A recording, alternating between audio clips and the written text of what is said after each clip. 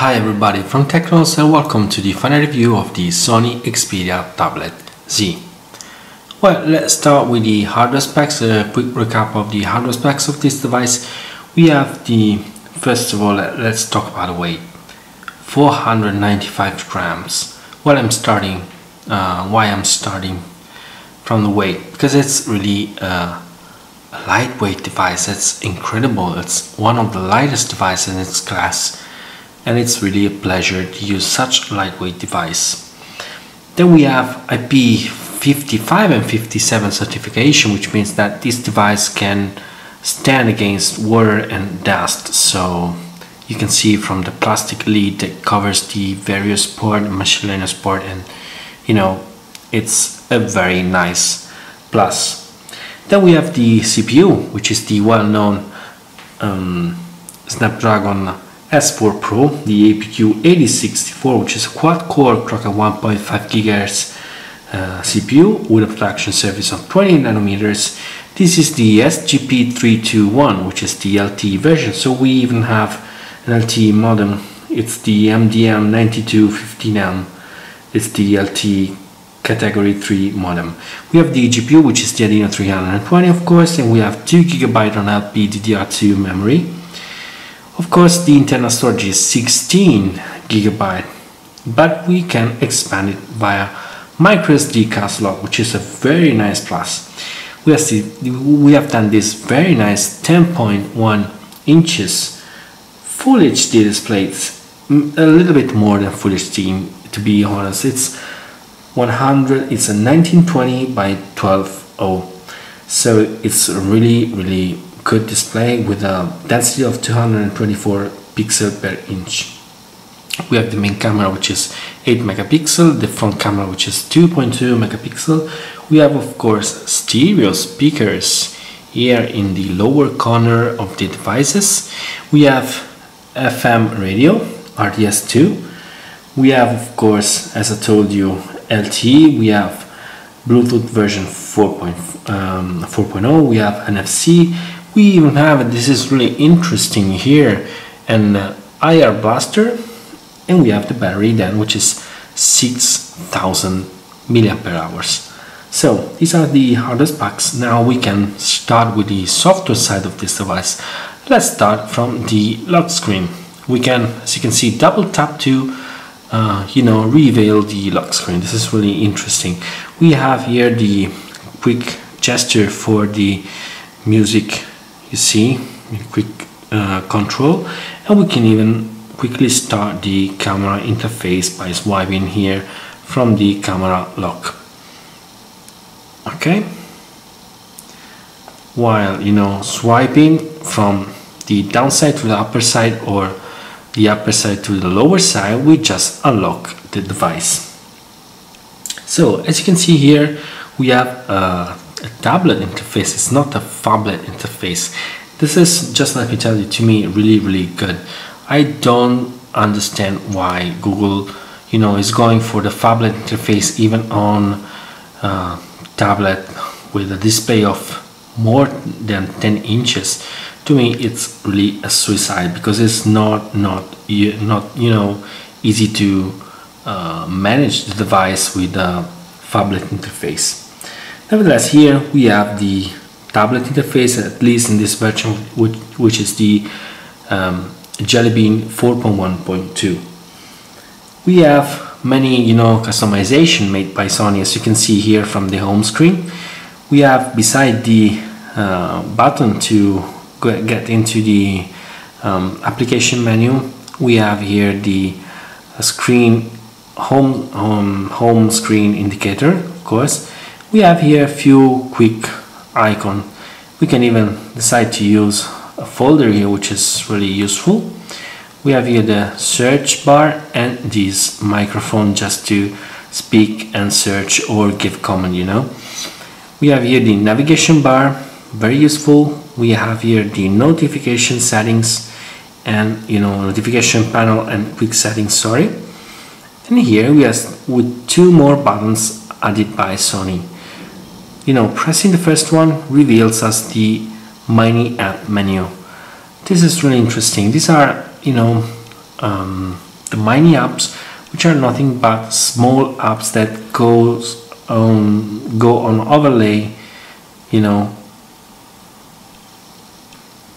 of the whole UI. So you can move it around wherever you want, and you can even, you know, make them bigger or smaller. The only downside here is that we can just use one of them at a time. So if we, for instance, open up the browser, then we select the calculator like this, the browser will be closed and the calculator open. This is really pity.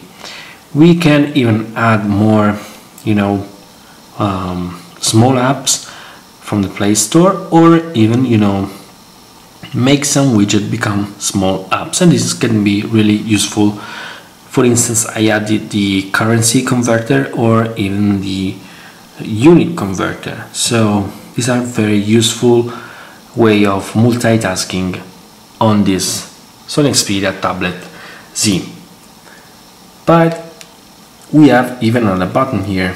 If you give a look to the small apps menu here, you can see that these two buttons have the same icon. That's it. They are nothing but the same app. It's the remote control. As I told you, this device has an IR blaster, and we can quickly launch the remote control via this dedicated button here.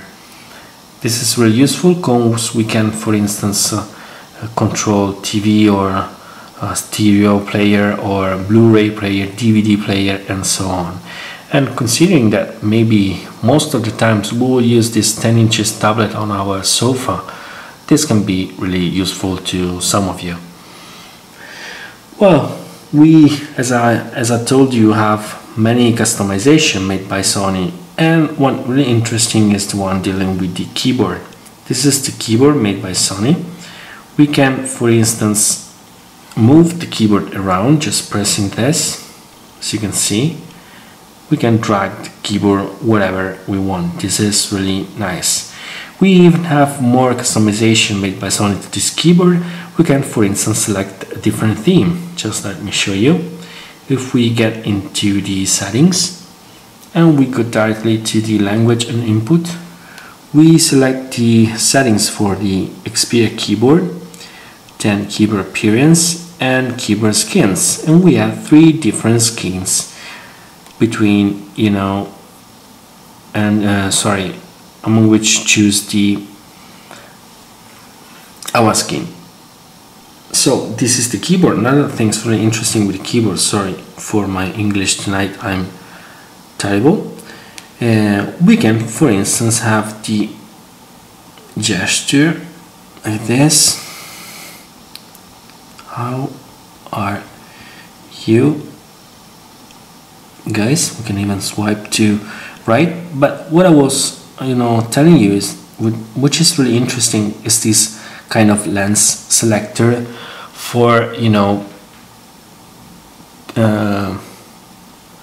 type spelling. We can correct the word that we want just moving around with this lens, which is to me really interesting. It does remind me of the iPhone, of course, and iOS more in general, but Sony made a very good implementation of this lens for, you know, text correction.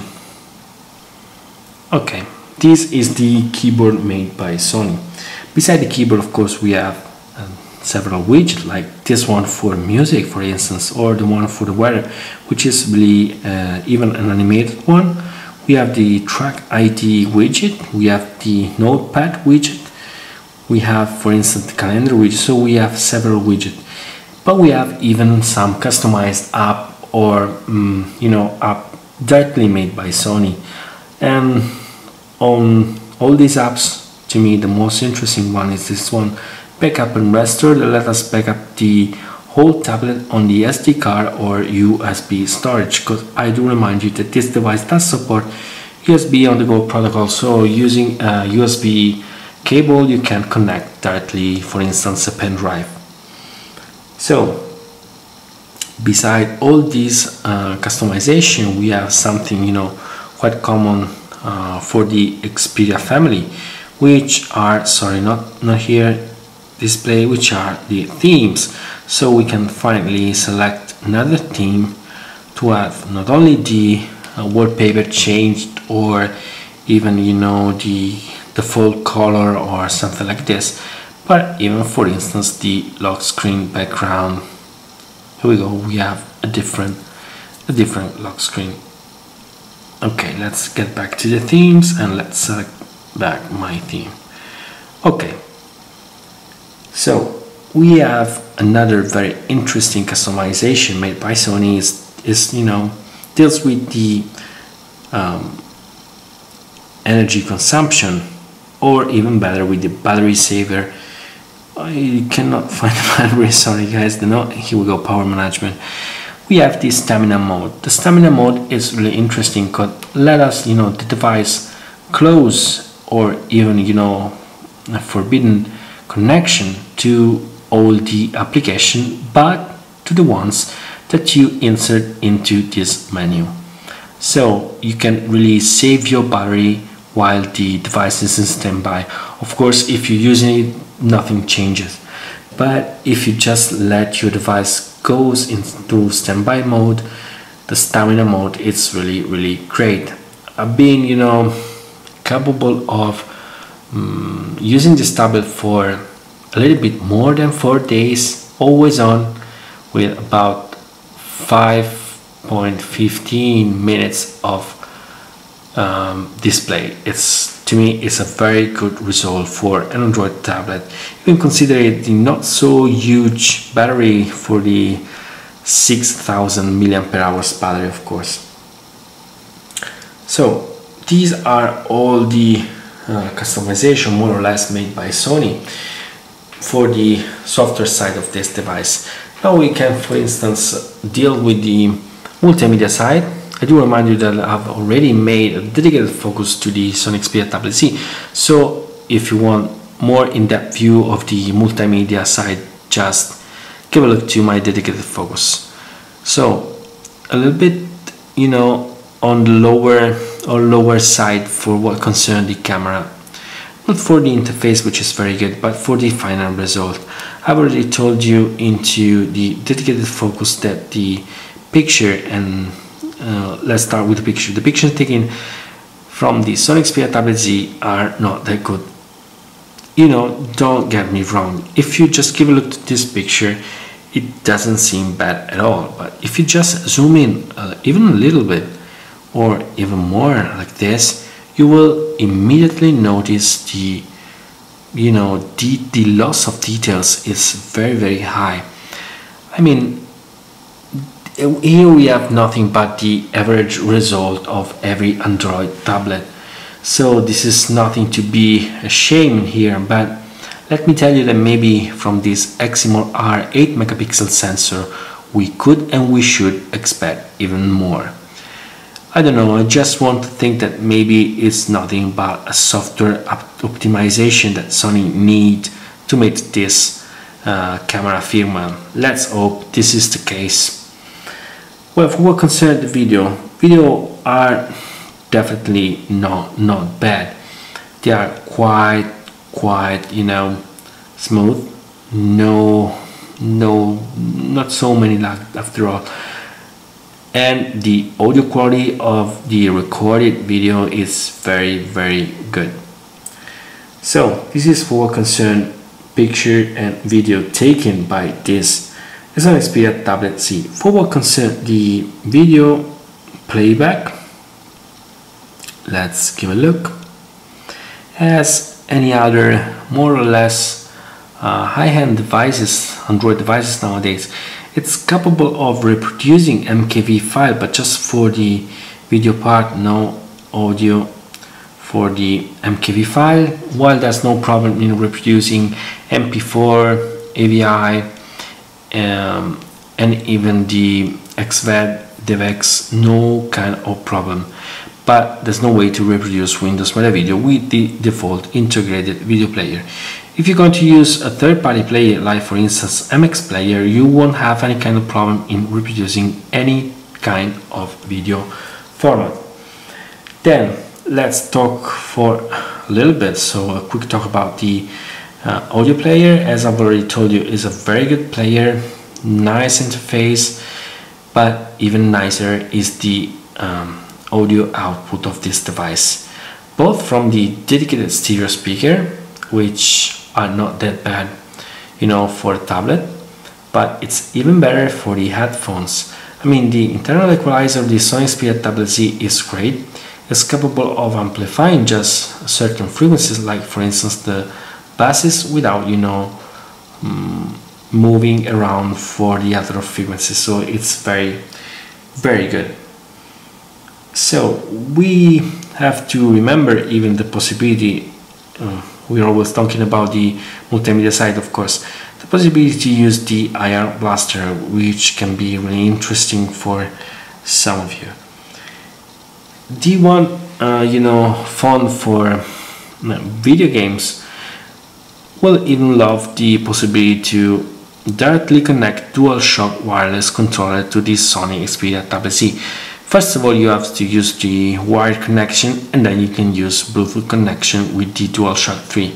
You just have to remember that if you do, you know, turn off your tablet, you will have to start again next time that you want to use the DualShock 3. So you will have once more to firstly connect it by wired cable and then wirelessly via Bluetooth. So now let's talk about another side of this device, which is the browser. Very interesting one, but for the fact that here we have Chrome. Wow, Chrome maybe actually is one of the worst browser on Android. It's not fluid, there's no flash support, there's no full screen yet, there's no quick control, so it's really a pity. But you can always use another browser like this one, for instance, which is really interesting browser, which is Ocean browser. Not only you have tabs, of course, like many other browser, but you have, as you can see, finally really full screen. It's true full screen. You have quick control here, quick navigation bar here, of course.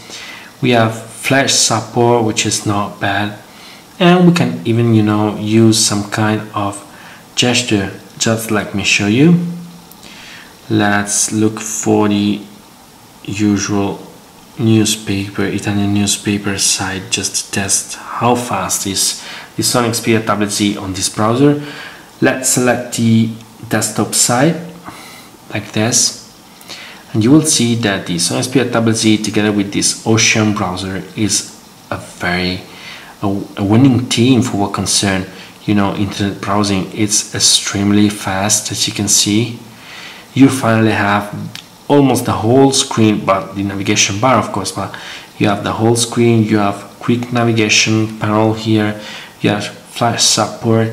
It's extremely fast and fluid, both for what concern pinch to zoom, or even, you know, panning around like this. It's incredibly fast, and we just have to touch the flash logo here to start even flash. And as you can see, there's no loss in speed of any or smoothness of any kind. Really a winning team, Sony Xperia Tablet Z Ocean browser. So as you can see, no problem if you're going to use a third-party browser like Ocean. So we've seen many things of this device. Now we can start summing up a little bit. Let's start with the cons. Well, the first cons I want to tell you about, it's the screen. Don't get me wrong, this is a wonderful screen, but you know, we shall maybe even consider that this is not the highest resolution possible screen actually on the market, because you should already know that the iPad has 2004 you know, 500 sorry pixel, while another screen like for instance the one of the Nexus 10 has even a highest resolution, which is 2560 for 1600, so it's a very, very high resolution. This is quite high too, not the highest, just this. It's not a bad screen, it's just not the highest possible screen actually on the market. Then the, you know, multimedia side of this device. To be more precise, the camera and the video camera of this device are a little bit on the lower side. Maybe we should and we should expect more from this Eximor R8 megapixel sensor. As you can see while scrolling the home, the device here and there has some stuttering. Nothing dramatic, don't get me wrong. The whole tablet is really fast, but for the home that sometimes start lagging. Games, browsing, no problem at all. Maybe Sony should optimize a little bit more the home screen of the Sony Xperia Tablet Z. Then another cons, maybe it's just cons of mine. I mean, I'm a little bit afraid of the fact that, opening and closing this plastic lid will let us to, get a little bit loosened, and maybe we could not have anymore the IP55 and 57 certification, question mark. I don't know, maybe it's just a fear of mine.